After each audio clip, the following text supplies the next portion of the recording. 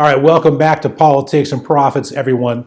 My next guest was a registered nurse for over 23 years. She survived the removal of her 4 children by a corrupt family court system involving false allegations by judges, attorneys, and so forth.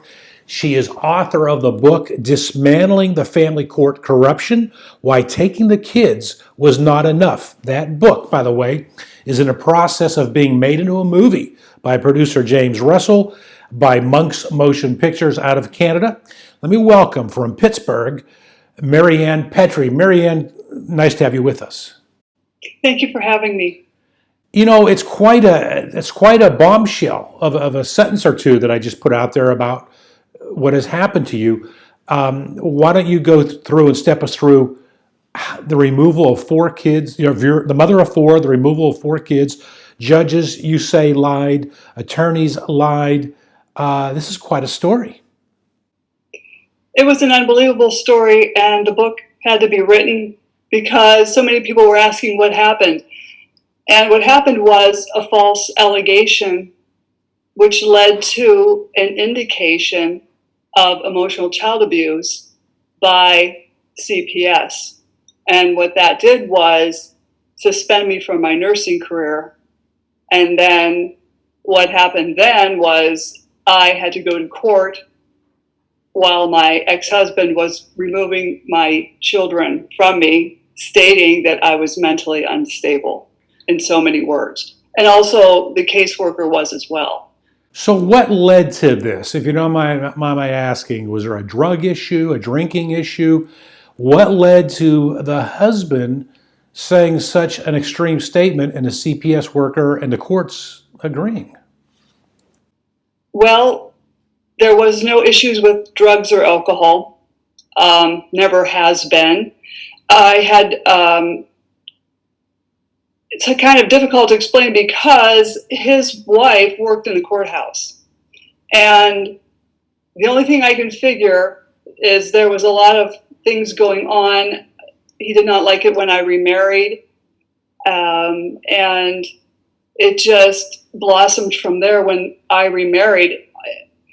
You know, you go from being divorced, co-parenting very well. I set him up on a date with this woman, and I thought they would just get dating experience. And then they get married 7 months later, and then they started manipulating my oldest child. Oh, boy.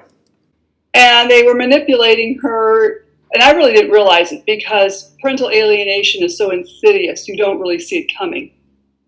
Then what had happened was I remarried, and it just went nuts after that.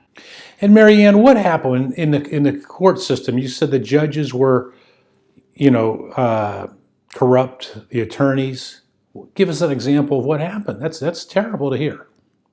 Well, my attorney informed me that the judge and the opposing attorney both had worked together in a capacity in the courthouse for a number of years. And that was a conflict of interest. And we all had tried to recuse the judge, and the judge just flat out refused to recuse himself. And so, go ahead. Oh, I'm sorry. We could have walked in there with a Hollywood team of lawyers, and we still would have lost. And you said your husband's new wife, who you introduced him to, did I understand you correctly? She worked in the court system? Yes, she did. As a clerk. You feel she had some influence? I mean, she knows the system. And everyone has said this is a conflict of interest. They should have moved the case to another venue. It just wasn't going to happen. How long did you endure this experience?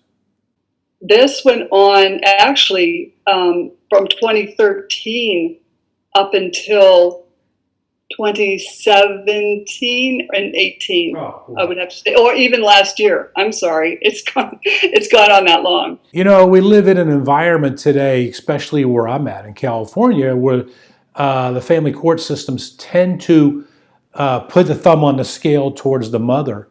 What's happened, and those things go in cycles, it appears throughout history. You've gone. What's happened to you is against that trend. How are you doing today? I'm doing okay today. I mean, as far as, I am on Social Security disability due to a heart attack. I'm I'm staying busy, helping, talking to parents. I'm not a counselor, I tell them. I'm not an attorney, but I can give them some advice. Parents call me for advice on parental alienation, what their attorney did to them, and I'm just helping people. And well, that's good to hear you're doing well today. I'm sad to hear that you suffered a heart attack. You look terrific. Uh, how did this end? Were judges found corrupt? Were attorneys found corrupt? Or were those unfortunately only accusations that they were? Not at all. In fact, I reported the judge to the AOPC, and it was all just, they said his behavior was not unethical. I have reported the opposing attorney several times, and apparently his behaviors are not unethical enough. I don't know what they want.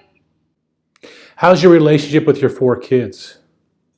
My oldest, I really have not spoken to her since 2014. How old is she? To be How honest. old is she now? Oh, right. And the other one that's young, a little bit younger than her, he barely speaks to me. He used to be very protective of me, a loving child, and now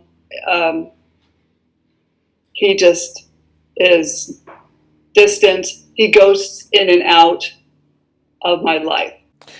What do you hope that readers get from your book titled Dismantling Family Court Corruption?